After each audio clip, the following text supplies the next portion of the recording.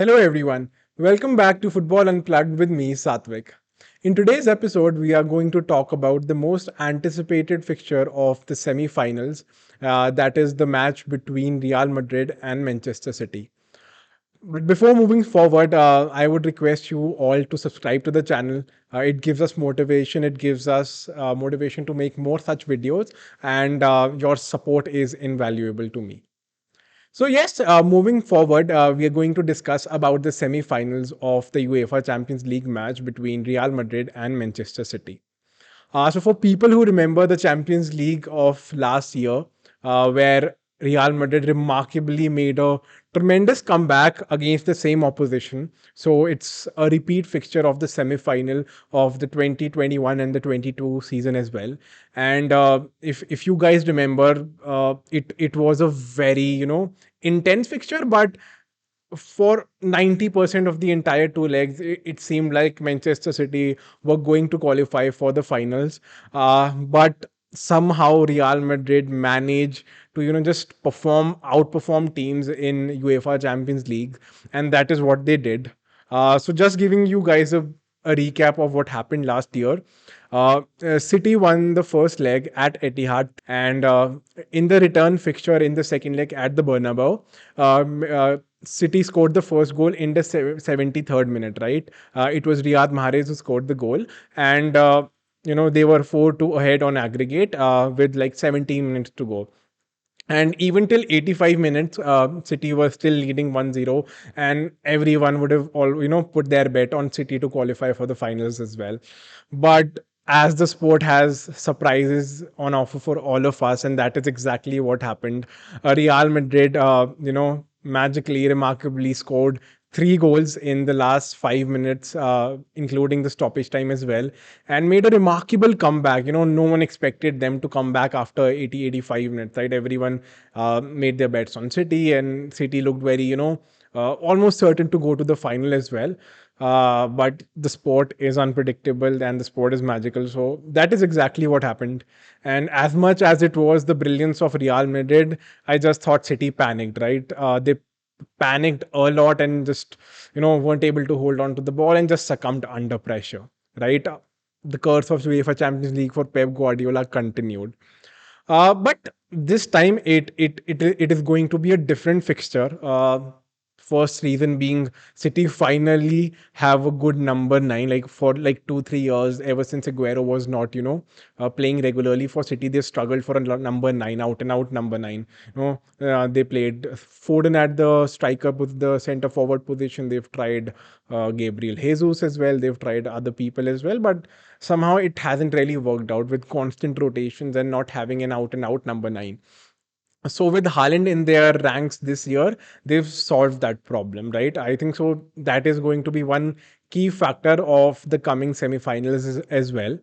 And I think it is going to be a very interesting fixture and a great spectacle for football fans in general, right? Two brilliant teams going head to head. On paper, a lot of people would argue that City is the better team and City is the informed team when it comes to both the Premier League and the Champions League. But when it comes to Real Madrid, you can never count them out in the Champions League. You know, keeping aside my loyalties to FC Barcelona, even just as a football fan, I think I'm fed up of Real Madrid winning the Champions League. So anyone but Real Madrid this season for me, right? But yes, the semi-final, it's going to be a very interesting match. Uh, you know, I think a lot of the semi-final, a lot of the battles of the semi-final would be, played in the midfield with, Luka Modric, Toni Kroos, Valverde, Tchouaméni if he comes in play against the midfield of De Bruyne, Gundogan, Bernardo Silva, Rodri. So it is going to be just a great footballing battle. And this time, I think it is going to be different because City play the second leg at the Etihad. So the second leg is the home leg for Manchester City. And unlike what a lot of people would assume, the away goal rule has is no longer continued in the Champions League. So a lot of people feel, the home away advantage does not really play out in the second leg. But I sort of disagree with that. The crowd, I think, play a very important role when it comes to, knockout football, and especially when it's a two-legged fixture. And with imagine, the last year's match, the second leg would have been at the Etihad. I think Real Madrid might not have made that comeback because during the second leg last year, which was held in the Bernabeu, I think the crowd played a major role. So I think that is going to be a big factor this year in the fixture, considering City are playing at this Etihad in the second leg. So I think that is one thing to look out for when it comes to the match. But I think overall, even, when it comes to tactics and when it comes to formation, I think so it is going to be a very interesting battle. uh, City has been playing with a 3-2-4-1 position, of a 3-2-4-1 formation, where they have the three defenders, and then they have Rodri and John Stones. I'm not sure if this exact formation is going to work out when it comes to the match against Real Madrid, especially for the fact that Vinicius plays on the left. And I think he's been terrorizing defenders both in La Liga and Champions League. One can recall the Liverpool versus Madrid fixture where he, sort of bamboozled Trent Alexander Arnold. So I think that is going to be a very key battle when it comes to the particular fixture. So one can probably expect Guardiola to go back to a a back four again, where he could probably deploy Kyle Walker as the right back.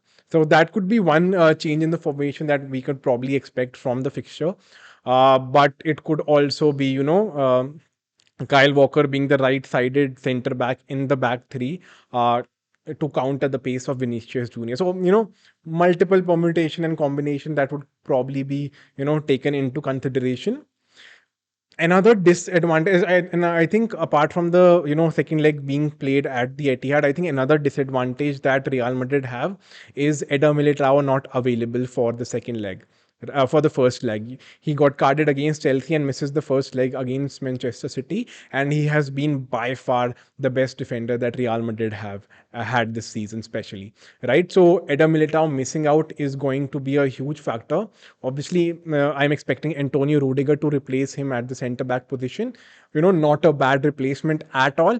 But I think just, due to lack of game time that Rudiger has this season, and, the battle against Erling Haaland, I think this might be one edge that City has in the first leg against Real Madrid when they visit the Bernabeu.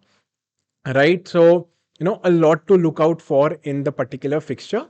And talking about some important battles that I think are going to take place in the match, or in the fixture, if I must say. I think, again, as I've already mentioned, the midfield battle is going to be key. We saw in the second leg of Real Madrid and Manchester City, and Real Madrid and Chelsea, how Chelsea pressed, Real Madrid in the midfield, and we saw something that we do not usually see, wherein Modric lost the ball a lot of times. Cruz lost the ball a couple of times in the midfield, especially in the second leg. So I think the battle in the midfield could be very interesting, where if City play with the 3-2-4-1 formation again, I think they could probably outnumber people in the midfield. When it comes to the battle against Cruz, Modric, and the third midfielder. Could be Chouameni, could be Valverde, depends on the formation that Carlos Ancelotti looks to play. Now, I think another important battle that is going to play out is the battle on the wings as well. In the second leg against Bayern, we saw how, how Kingsley Coman got a lot of space.